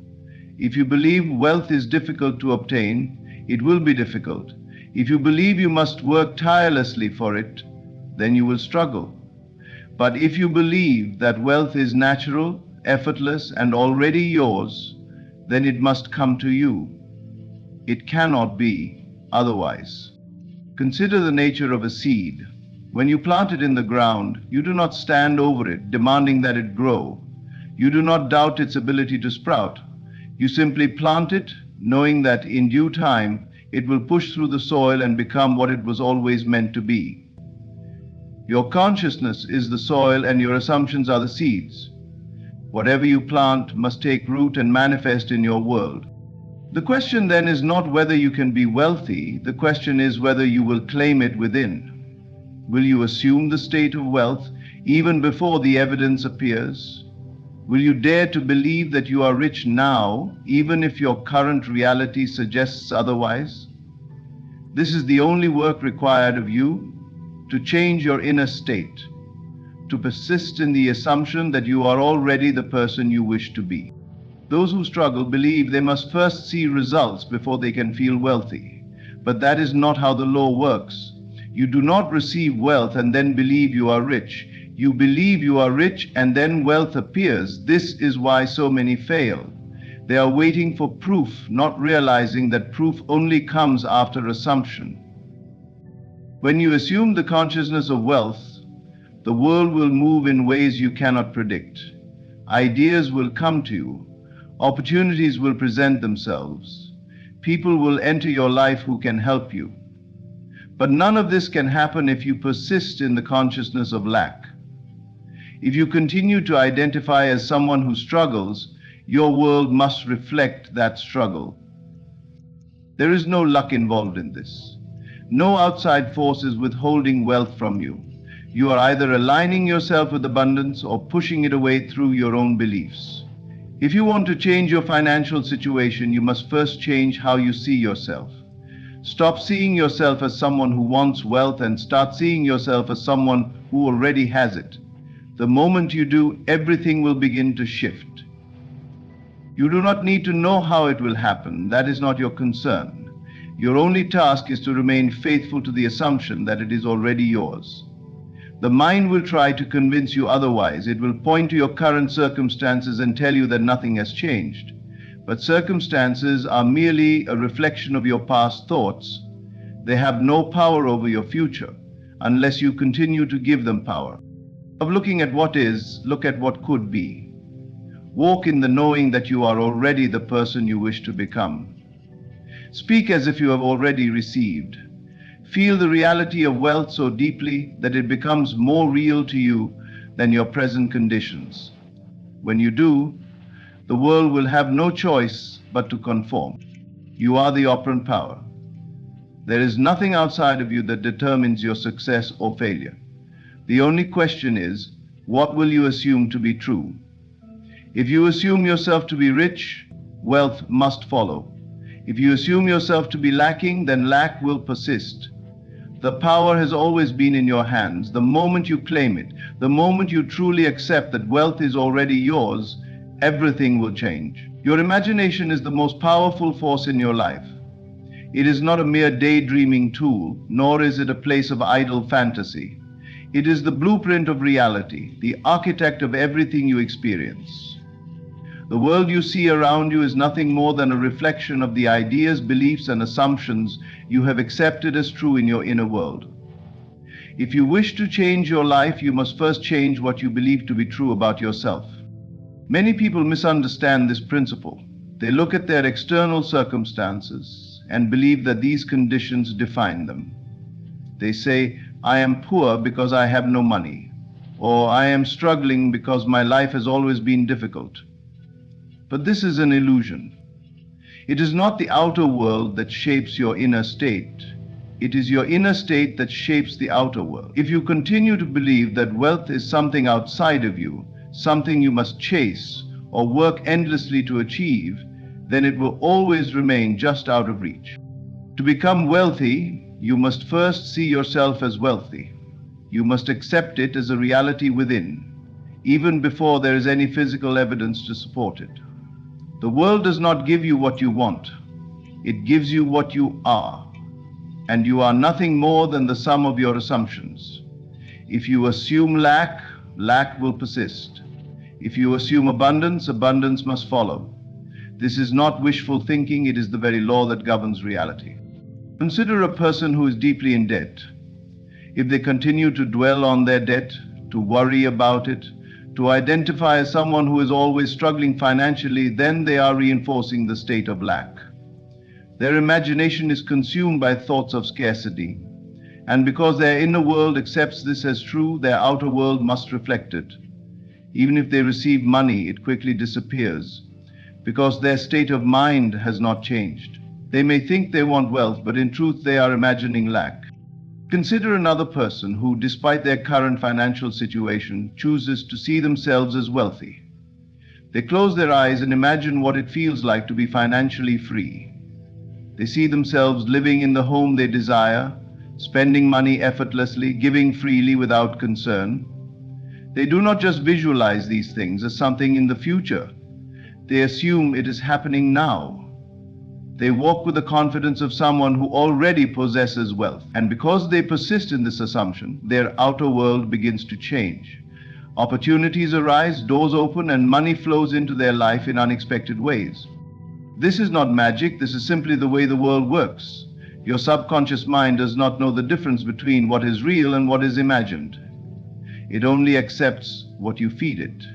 If you continuously impress upon it the idea of wealth, it must find a way to express that wealth in your reality. Circumstances will shift, people will come into your life, and situations will unfold in ways you could not have predicted. But all of it is simply a reflection of what you first accepted within. The mistake many people make is that they allow their imagination to be dictated by their current reality. They look at their empty bank account and say, "This is my truth." They allow their senses to convince them that they are limited. But your senses only show you the result of past thoughts and beliefs. If you wish to change what you see, you must first change what you imagine. Do not wait for physical proof before you believe in your wealth. Believe in it now. Accept it now. Assume it so fully in your mind that it feels more real than anything your senses tell you. If you persist in this state, the world has no choice but to conform. This is how all great successes are born. Every invention, every empire, every great fortune began as an idea in someone's imagination. The difference between those who succeed and those who do not is simple. Successful people live in their imagination as if their dream is already real. They do not wish for wealth, they assume it. They do not long for success, they embody it. Your imagination is unlimited. It is not bound by time, space, or circumstances. If you can conceive of yourself as wealthy and truly believe it, then wealth must become your reality. You do not need to know how it will happen. That is not your concern. Your only task is to remain faithful to the assumption that you are already the person you desire to be. The world you live in is simply a mirror. It reflects back to you whatever you hold in your mind as true. If you see yourself as struggling, the mirror will show you struggle. If you see yourself as abundant, the mirror will show you abundance. This is not a theory, it is a law. And the sooner you accept it, the sooner you will step into the life that has always been waiting for you. Do not let the illusion of your current circumstances dictate your future.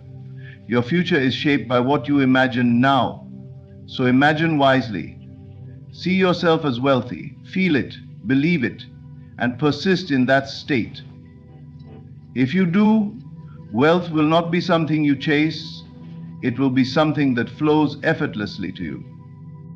Everything in your world is a reflection of your inner state. Your thoughts, beliefs, and emotions are constantly shaping the reality you experience. If you desire something, whether it be wealth, success, love, or happiness, you must first accept it as true within yourself. You must live in the feeling of the wish fulfilled, embodying the state of already having what you desire. The world does not respond to your hopes or wishes, it responds to your assumptions. The moment you assume something is real, the outer world begins to move in accordance with that assumption. Many people wait for evidence before they believe in their desires. They say, "I will feel successful when I see the money in my bank account," or "I will feel loved when I meet the right person." But this is the opposite of how creation works. The external world is simply a mirror, reflecting back to you what you hold as true within. If you wait for circumstances to change before you allow yourself to feel differently, you will remain stuck. The key is to feel it now, to assume the reality of your desire in this very moment, without requiring any proof. Imagine for a moment that you have already received the wealth you desire. Close your eyes and place yourself in that reality. How do you feel? How do you walk? How do you carry yourself? What does your daily life look like when you know you are financially free? Let these feelings become so natural that they begin to define you. Your subconscious mind does not distinguish between what is real and what is imagined. It simply accepts whatever you persist in believing. If you consistently assume yourself to be wealthy, that assumption will harden into fact. This is not about pretending or deceiving yourself. It is about shifting your consciousness to a new state of being. When you change how you feel internally, the external world must adjust to match that new state. You do not need to struggle, chase, or beg for wealth. Instead, you step into the role of the person who already has it. You think, speak, and act from the awareness that your millions are already here. Many people misunderstand this concept. They think they need to take massive action to bring their desires to life. They believe they must work harder, push more, or force circumstances to change. But action taken from a state of lack only reinforces lack. When you believe you must struggle to achieve wealth, you create more struggle. Instead of acting from a place of desperation, act from a place of fulfillment. Let your decisions come from the mindset of someone who already possesses everything they desire. When you truly live in the feeling of the wish fulfilled, the world rearranges itself to match your inner state. Unexpected opportunities arise, people come into your life at the right moment, and events unfold in ways you could not have predicted. But these things do not happen because you are forcing them to. They happen because your assumption has set them into motion. The unseen forces of the universe are always responding to your state of being. Doubt is the only thing that can delay your manifestation. If you continuously check for signs, wondering if your desire is coming, you are affirming that it is not here yet. This keeps you in a state of waiting rather than having. True faith means you do not need confirmation from the outside world. You know it is already done. You persist in the assumption that you are already wealthy, regardless of what your senses tell you. Think of the way a great actor steps into a role. They do not simply pretend to be the character, they become the character. They embody the emotions, thoughts, and behaviors of that person until it feels completely natural. You must do the same with your desired state. Step into the role of the wealthy person now. Think the way they think. Feel the way they feel. Trust that the world will mold itself around your new state of being. Some may say, but what if my circumstances do not change immediately? The answer is simple. Persist. Your current reality is merely the result of past thoughts and beliefs. If you hold firm to your new assumption, reality has no choice but to conform. It may take time for the physical world to catch up, but the moment you fully accept your new state within, the process has already begun. Living in the feeling of the wish fulfilled is not a temporary exercise, it is a way of being. It is the recognition that you are the creator of your experience. You are not at the mercy of circumstances, you are the operant power. You decide what is real for you, and the world reflects that decision back to you. Stop waiting for signs, stop doubting, stop looking to the external world for validation. Assume the reality of your desire now and trust that everything else will fall into place. Walk with the confidence of someone who already has what they want. Speak with the assurance of someone who knows their success is inevitable. Move through life as if your millions are already here, and soon enough, they will be. The more you chase something, the more you affirm its absence. When you constantly look for wealth, success, love, or any other desire, you are unknowingly reinforcing the belief that you do not already possess it. This is why so many people struggle. They are always in a state of searching, hoping, and waiting, rather than assuming and claiming what is already theirs. The key to effortless manifestation is not to look for it, but to claim it as already done. Everything you seek is already within you. Your desires are not random, they are glimpses of what you are meant to experience. If you desire wealth, it is because wealth is a natural part of who you are. But instead of accepting this truth, many people operate from a mindset of lack.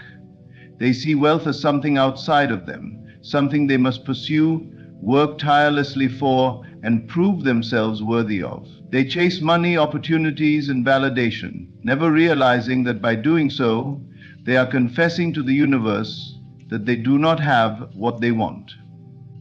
The world responds to your state of being. If you see yourself as someone who lacks money, opportunities, or success, that is exactly what will continue to manifest in your life. But if you shift your inner state to that of someone who already possesses what they desire, the outer world must align with that assumption. This is not wishful thinking, it is the fundamental law of creation. You do not attract what you want, you attract what you are. Imagine two people walking through life. One is always looking for signs of wealth, constantly checking their bank account, anxiously hoping for opportunities and feeling frustrated when they do not appear. The other moves with the confidence of someone who already has everything they need. They are relaxed, assured, and unaffected by temporary appearances. Which one do you think will naturally draw wealth and success into their life? The answer is obvious. Those who chase wealth push it further away. Those who claim it from within allow it to flow effortlessly. Claiming something does not mean wishing for it or pretending. It means fully embodying the feeling of already having it. You must ask yourself, if I were already wealthy, how would I think? How would I feel? How would I act? Then you must begin living from that state now. Do not wait for proof. The proof will come after you have made the internal shift. Many people struggle with this concept because they are conditioned to believe in the physical world above all else. They think, how can I feel wealthy when my bank account says otherwise? But your current reality is simply a reflection of past beliefs and assumptions. If you continue to focus on what is, you will continue to create more of the same. The only way to change your circumstances is to change your inner state first. The moment you truly accept yourself as wealthy, the world will begin to shift in ways you cannot predict. You do not need to force anything. The most powerful manifestations happen effortlessly, not through struggle or desperation. When you stop looking for wealth and start claiming it, you move into a state of knowing. This is where real power lies. You no longer ask, where is it? Because you understand that it is already here. You no longer doubt or worry because you have assumed the reality of your desire. And because you assume it, it must become your experience. Think of the difference between someone begging for something and someone who knows it is already theirs. The beggar is filled with doubt, fear, and insecurity. They are trying to convince the world to give them what they want. But the one who claims their desire stands firm in their belief. They do not need to beg, chase, or force anything. They know that what they desire is already theirs, and they move through life with ease and confidence. This is how you must approach wealth. Stop looking for it. Stop checking for signs. Stop asking when it will come. Instead, claim it now. Assume the role of a person who already has everything they desire. Walk with certainty. Speak with assurance. Make decisions from the mindset of abundance rather than lack. It does not matter what your current reality looks like. The only thing that matters is what you accept as true within yourself. If you persist in the assumption of wealth, the world has no choice but to conform.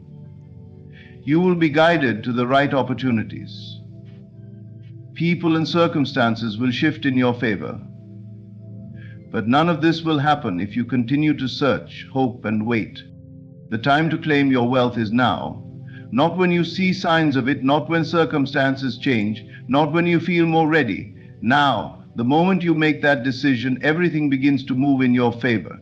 Your reality is not something outside of you, it is a direct reflection of your inner world. The sooner you claim your wealth within, the sooner it will materialize effortlessly in your life. Gratitude is the seal that confirms your manifestation. When you give thanks in advance, you declare to yourself and the universe that what you desire is already yours. You are no longer waiting, no longer doubting, no longer questioning when or how it will come. Instead, you are acknowledging its presence in your life even before your physical senses confirm it. This is the highest form of faith, and it is the key to allowing your desire to materialize effortlessly. Most people express gratitude only after they receive something. They see a change in their reality and then they say thank you. But this is a reactive form of gratitude. It is gratitude based on proof, on physical evidence. While there is nothing wrong with being thankful for what you can see and touch, true creative power comes from gratitude given before the manifestation appears. This proactive gratitude is not based on what your eyes see, but on what your inner world knows to be true. Imagine a person who desires wealth. They might say, I will be grateful when I have money in my bank account, when I am free from financial worries, when my success is evident. But this mindset keeps them in a state of waiting. It places their power outside of them, dependent on external circumstances. They are unknowingly reinforcing the belief that they do not yet have what they want, and as long as they hold this belief, their reality will continue to reflect lack. Now imagine another person who understands the power of gratitude in advance. Every day they give thanks for their wealth, even if their bank account has not yet changed. They move through life as though they are already financially free. They speak and think from a place of abundance, not from a place of hoping or wishing. This person does not ask, when will it happen, because they know it is already done. They do not look for proof, they are the proof. Their gratitude is unwavering, and because of this, their reality must shift to match their inner conviction. Gratitude is the ultimate act of acceptance. When you give thanks, you are confirming that you have already received. It is the final step in the manifestation process, the energetic signature that tells the universe, I know this is mine. And when you truly know something is yours, there is no resistance, no effort, no doubt. It simply unfolds naturally. Consider how you feel when you receive a gift from someone. The moment they hand it to you, you say thank you. You do not ask them if they are sure, you do not question whether you deserve it, and you do not hesitate to receive it. You simply accept it with gratitude. This is the same energy you must bring to your manifestations. The moment you desire something, it has already been given to you in the unseen realm. Your only job is to accept it with gratitude, knowing it will appear in the physical world in perfect timing. Many people struggle with faith because they feel they need evidence before they can believe. But gratitude in advance is the bridge between the unseen and the seen. It is the evidence of things not yet visible. When you practice gratitude, you train your mind to focus on abundance rather than lack. You shift from hoping to knowing, from wanting to having. And when you maintain this inner state, reality must bend to match it. This is why some people seem to attract wealth, success, and love effortlessly. They do not wait for proof before they believe first. They do not chase after their desires, they assume them. And most importantly, they do not forget to give thanks before their manifestations arrive. They understand that gratitude is not just a feeling, but a force, a powerful declaration that what they seek is already theirs. If you want to manifest wealth, begin giving thanks for it now. Do not wait until you see more money in your account. Do not wait until circumstances change. Wake up every morning and say, thank you for my financial freedom. Thank you for the wealth flowing into my life. Thank you for the opportunities, the abundance, the prosperity that is already mine. Feel the gratitude deeply, as though you are thanking someone who just handed you a fortune. The more real it feels to you, the faster it will appear. This applies to all areas of life. If you desire love, give thanks for the deep and fulfilling relationship that is already yours. If you desire success, give thanks for the achievements and recognition that are already unfolding. If you desire health, give thanks for your body's perfect state of vitality and strength. Gratitude in advance is the secret that turns desires into reality. When you live in a state of gratitude, you radiate confidence, assurance, and peace. You are no longer searching or doubting because you know that what you desire is already done. And because you hold this unwavering belief, the universe has no choice but to reflect it back to you. Gratitude seals the manifestation. It is the final step, the confirmation, the closing statement that leaves no room for doubt. It is the ultimate act of faith, and those who practice it will see miracles unfold in their lives. The idea of lack is an illusion, a falsehood that exists only in the minds of those who accept it as real. Scarcity is not a fact of existence, but a belief, a deeply ingrained assumption that clouds perception and keeps people trapped in limitation. In truth, wealth is ever present, waiting to be claimed by those who have the vision to see it. The world constantly reinforces the idea that resources are limited, that money is difficult to attain, that only a select few can experience abundance. This is the narrative that has been passed down through generations, shaping the way people think about prosperity. But this belief is not an absolute truth. It is merely a perspective, one that can be changed the moment you decide to see reality differently. Wealth is not something outside of you that must be pursued or acquired. It is a state of being, a consciousness that you must embody.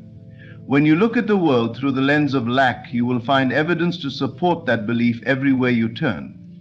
You will see bills piling up, opportunities slipping away, and struggles increasing. But when you shift your perception, when you choose to see the abundance that is already present, you begin to experience reality in a completely different way. Consider the air you breathe. Do you ever fear that there won't be enough oxygen for you? Do you wake up each morning wondering whether you'll be able to inhale your next breath? Of course not. You trust that the air is always there, available to you in infinite supply. This is the same way you must begin to think about wealth. It is always here, always available, always flowing, but only to those who are willing to receive it. Doubt is the only thing that stands in the way of abundance. The moment you question whether you can have something, you create resistance. You separate yourself from the very thing you desire by assuming it is not yet yours. But in reality, wealth has never been outside of your reach. It is not given to you by chance or luck. It responds to your inner state, to the way you see yourself in relation to it. A person who believes in lack will always find themselves struggling. They will look at their bank account with worry. They will hesitate before spending money. They will feel anxious about their financial future. And because their inner world is dominated by these thoughts, their outer world must reflect them. They do not attract wealth, not because it is unavailable, but because they have not positioned themselves to receive it. On the other hand, a person who sees wealth as inevitable, as something that is always flowing toward them, will experience a completely different reality. They will walk with confidence, knowing that money is always arriving in expected and unexpected ways. They will spend freely without fear because they trust that there is always more. They will pursue opportunities with certainty, knowing that success is their natural state, and because they live in this mindset, their outer world must shift to reflect their inner belief. The illusion of lack is powerful only to those who accept it as real. But once you recognize it as a falsehood, it loses all control over you. You begin to see abundance in everything, in the endless possibilities around you, in the flow of money and resources, in the infinite potential within yourself. If you wish to experience wealth, you must first remove the barriers you have built in your own mind. Stop telling yourself that money is scarce. Stop believing that success is reserved for others. Stop reinforcing the idea that you must struggle to survive. Instead, train yourself to see the limitless nature of reality. Look around you. Notice the abundance that already exists. See the businesses thriving, the people achieving their dreams, the flow of transactions happening every second. Wealth is not disappearing. It is simply moving from one place to another, constantly circulating. Your only job is to align yourself with it, to step into the mindset of someone who naturally attracts abundance rather than repels it. Every time you catch yourself thinking from a place of lack, shift your perspective. Replace thoughts of limitation with thoughts of plenty. When you feel fear around money, remind yourself that wealth is ever present. When you feel doubt, reaffirm that prosperity is your birthright. The more you embody this truth, the more you will begin to see it reflected in your life. There is no need to chase wealth, to struggle for it, or to beg for it. It is already yours the moment you accept it. The illusion of lack disappears the instant you stop believing in it. And when you finally see through the falsehood of scarcity, you will realize that you were never without abundance. It was simply waiting for you to claim it.